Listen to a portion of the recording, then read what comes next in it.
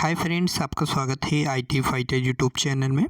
आज की इस वीडियो में काफ़ी इंपॉर्टेंट बातें करने वाले हैं, जैसे सर्टिफिकेट आप लोगों का कब आएगा। दूसरा, जो AITT 110, 109, 108 बैच के स्टूडेंट्स उनका रिजल्ट कब आएगा। और जो 111 बैच के हैं जिन्होंने ट्रेड थ्योरी का एग्ज़ाम दिया था और उनका मार्क्स शो नहीं हो रहा, तो अब होने लगा है, तो उसके बारे में भी हम जो अपडेट आया वो भी हम डिस्कस करेंगे। और एक और अपडेट आया है वो यहाँ पे हम डिस्कस कर लेते हैं। जैसे आप इस वेबसाइट पे जाइएगा apprenticeship.gov.in, जो विप्रो पोर्टल है, जो पुरानी वेबसाइट है, वहाँ पे आप जाओगे तो वहाँ पे एक चीज़ आपको लिख के आएगा, या आप नीचे देख पा रहे होंगे कि requested to upload the contact data and marks as पर द लिस्ट अवेलेबल। इन्होंने एक लिस्ट दिया है न्यूज, ऊपर आप देखने को मिलेगा न्यूज एंड अपडेट सेक्शन में। तो इन्होंने जो लिस्ट दिया है इस पे आपको यहाँ पे चेक करना है कि क्या आपका रजिस्ट्रेशन नंबर है कि नहीं है।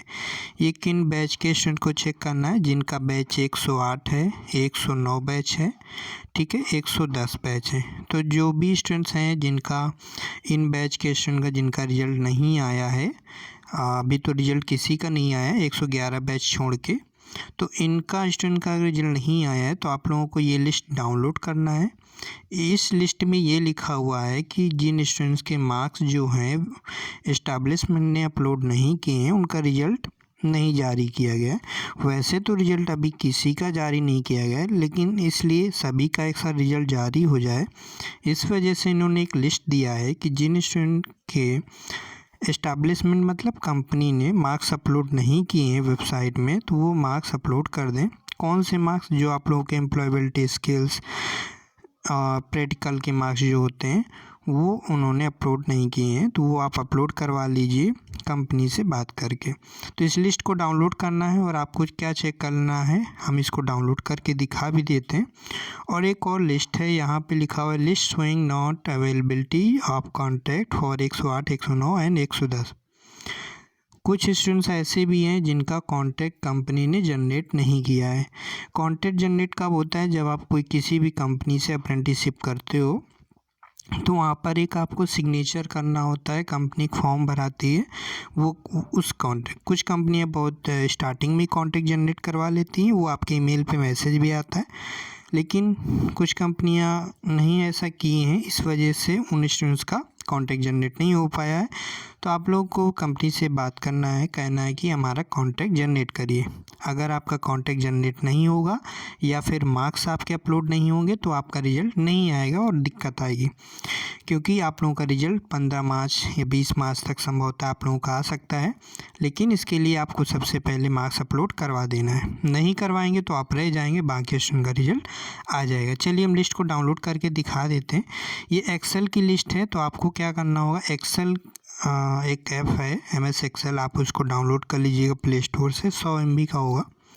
उसको डाउनलोड करने के बाद इस पर आप क्लिक कीजिएगा तो डाउनलोड हो जाएगा, उसके बाद ओपन कर लीजिएगा।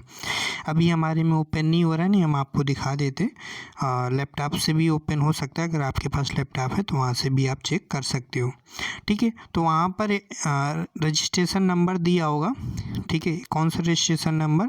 जैसे A से स्टार्ट होता है, A110, 111 करके कुछ A से रजिस्ट्रेशन नंबर आपका जो एडमिट कार्ड होगा, या फिर आपने जो भी आपके डॉक्यूमेंट हैं उसमें आप देख लीजिएगा, आपको अप्रेंटिसशिप का रजिस्ट्रेशन नंबर मिल जाएगा। फिर वो इस लिस्ट से आप चेक कर लीजिएगा। अगर लिस्ट में आपका नाम है तो मतलब आपको मार्क्स अपलोड करवाना है, ठीक है।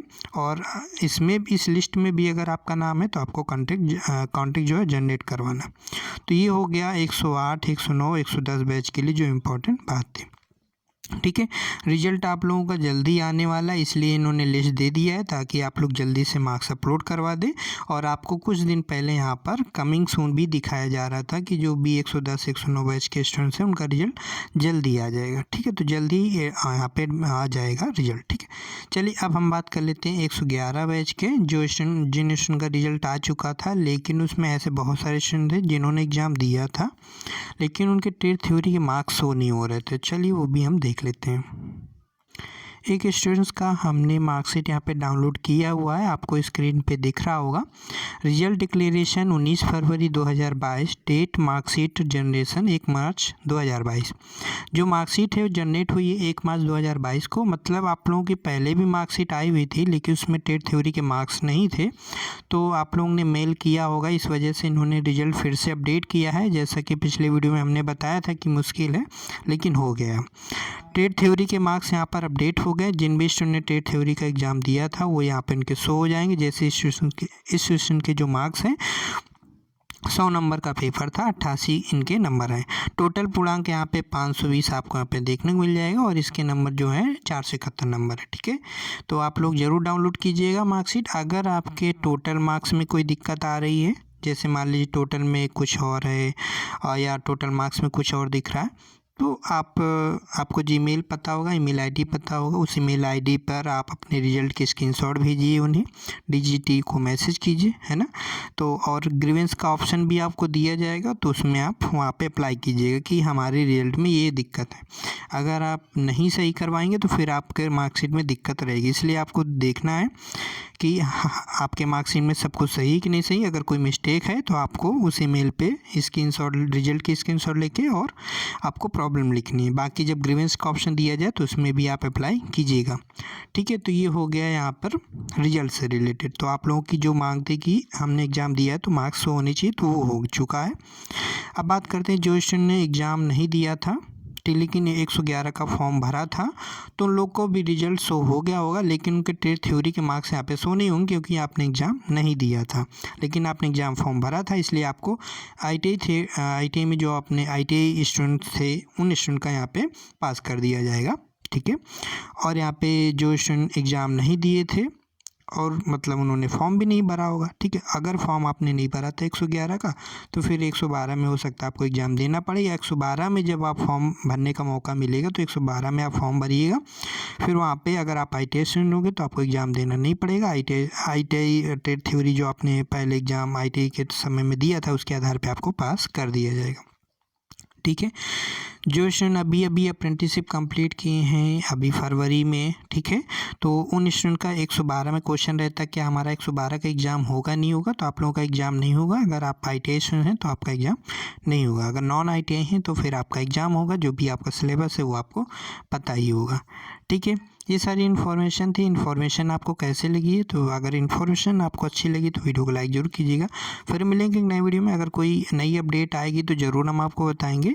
छोटी छोटी अपडेट जो भी आती रहती है उसको हम सभी अपडेट को एक साथ लेकर हम एक भी वीडियो में आपको क्लियर कर देते हैं, जिससे कि आपकी समय वेस्ट ना हो। फिर मिलेंगे नई वीडियो में। Bye bye, take care.